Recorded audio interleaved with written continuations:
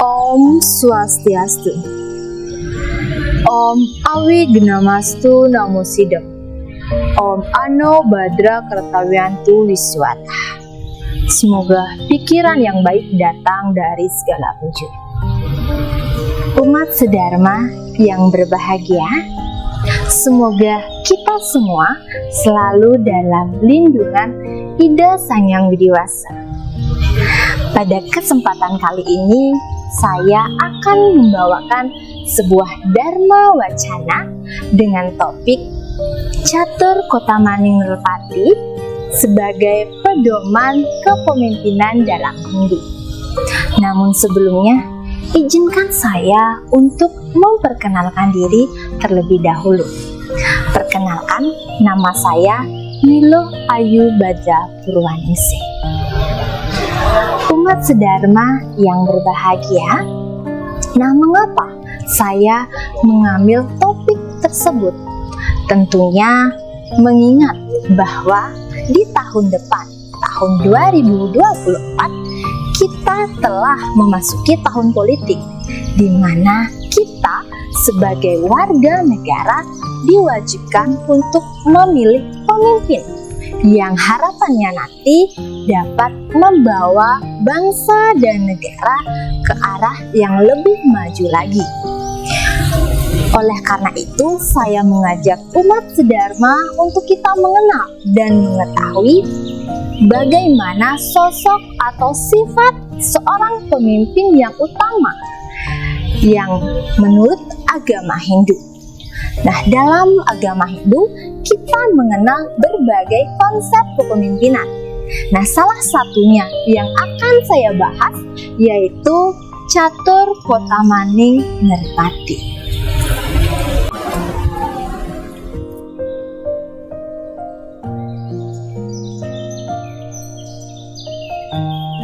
Umat sedharma yang berbahagia, tatanan kehidupan sosial pada hakikatnya tidak dapat dipisahkan oleh sistem kepemimpinan. Berbagai organisasi seperti lembaga pendidikan, lembaga keagamaan, organisasi kemasyarakatan kerap kali memunculkan permasalahan kepemimpinan dan juga dalam kehidupan kenegaraan. Kita lihat dalam berita-berita di media massa bahwa isu atau masalah kepemimpinan selalu mendapatkan tempat yang istimewa dan sering sekali menjadi isu sentral. Nah, sejatinya masyarakat menginginkan atau membutuhkan figur seorang pemimpin yang memiliki kredibilitas, jiwa sosial, dan juga mampu mengayomi dan melindungi rakyatnya. Umat sedharma yang berbahagia, pada realita yang terjadi banyak sekali para pemimpin yang seharusnya menjadi suri tauladan, seharusnya mensejahterakan seluruh rakyatnya.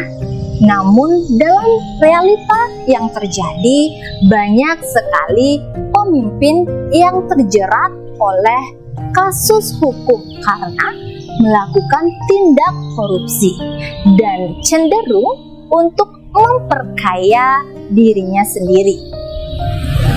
Nah, oleh karena itu saya mengajak sahabat Dharma untuk kita mengenal dan mengetahui bagaimana sifat-sifat utama yang harus dimiliki oleh seorang pemimpin menurut ajaran agama Hindu. Nah, seperti yang telah saya sampaikan tadi, bahwa banyak sekali konsep-konsep kepemimpinan Hindu Nah, salah satunya adalah Catur Kotamaning Nerpati. Catur Kotamaning Nerpati merupakan ajaran kepemimpinan yang mengajarkan 4 sifat utama yang harus dimiliki dan dilaksanakan oleh seorang pemimpin. Adapun bagian-bagian dari Catur Kotamaning Nerpati, yang pertama adalah Jenana Wisesa Suda, yaitu seorang pemimpin harus memiliki kebijaksanaan dan menguasai ilmu pengetahuan suci. Dalam hal ini, kebijaksanaan merupakan suatu yang harus dimiliki oleh seorang pemimpin. Orang yang bijaksana merupakan orang yang memiliki kecerdasan secara spiritual dan juga moral yang diperoleh dari mempelajari kitab suci Weda. Umat sedharma yang berbahagia, bagian yang kedua adalah Kaprahitaning Praja, yaitu seorang pemimpin harus memiliki jiwa yang welas asih atau kasih sayang. Pemimpin harus menyayangi sesama dan juga menyayangi bawahannya. Kasih sayang atau sifat welas asih dari seorang pemimpin merupakan tanda bahwa seorang pemimpin memiliki hati nurani, di mana hati nurani tersebut menyebabkan pemimpin memiliki rasa kepedulian terhadap sesama. Sifat welas asih seorang pemimpin ditandai dengan sifat rendah hati, suka menolong, dan dermawan. Pemimpin yang dermawan akan memperoleh kemuliaan, dan kerendahan hati merupakan salah satu wujud dari Dharma. Umat sedharma yang berbahagia, adapun bagian dari Catur Kotamaning Nerpati yang ketiga adalah Kawiryan, yaitu seorang pemimpin harus memiliki sifat pemberani. Bukan hanya sekedar berani, tapi berani membela kebenaran. Berani karena benar, berani untuk membela rakyat yang sedang mengalami kesulitan. Keberanian bukan hanya tentang sebuah berani untuk maju atau berani untuk berbuat saja tanpa mengetahui secara keseluruhan, tanpa mengetahui kebenaran, tanpa mengetahui bagaimana permasalahannya. Tapi keberanian adalah suatu perilaku yang strategis yang dilakukan dengan memperhitungkan berbagai risiko dan didukung oleh data dan juga informasi yang benar.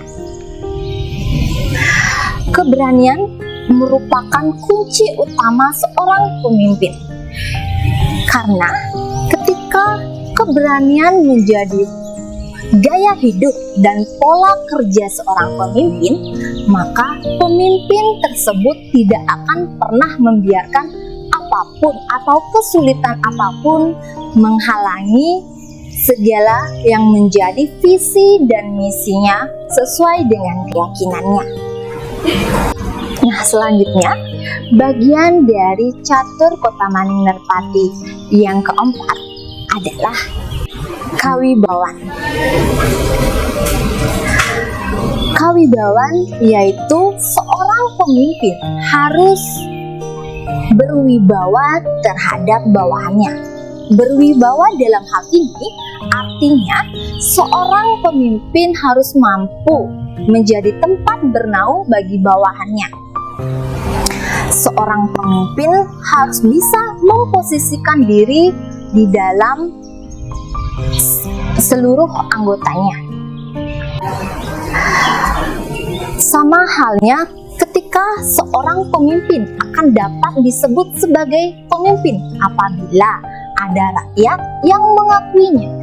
Begitu juga halnya ketika seorang pemimpin ingin terlihat berwibawa di mata rakyatnya, tentunya seorang pemimpin harus mampu memposisikan diri untuk dapat terlihat berwibawa, harus mampu menjaga hubungan yang harmonis dengan seluruh rakyatnya.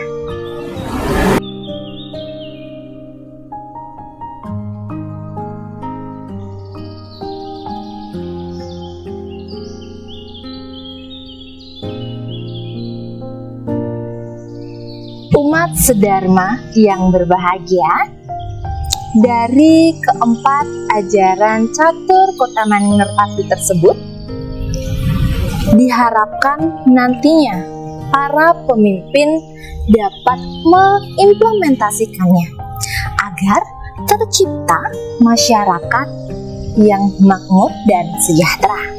Karena sejatinya tugas dari seorang pemimpin adalah memakmurkan rakyatnya.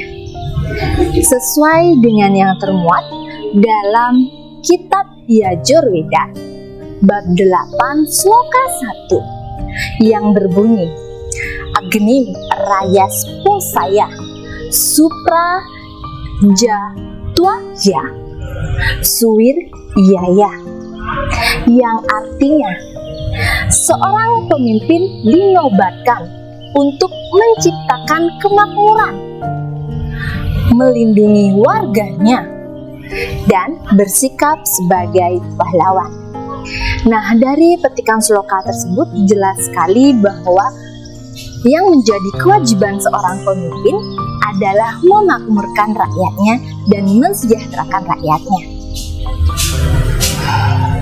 Umat sedharma yang berbahagia, demikianlah yang dapat saya sampaikan terkait ajaran catur Kotamaningrat Nerpati sebagai pedoman kepemimpinan dalam Hindu. Semoga apa yang saya sampaikan dapat bermanfaat bagi kita semua. Dan saya mohon maaf apabila dalam penyampaian saya tadi ada yang kurang berkenan di hati umat sedharma sekalian.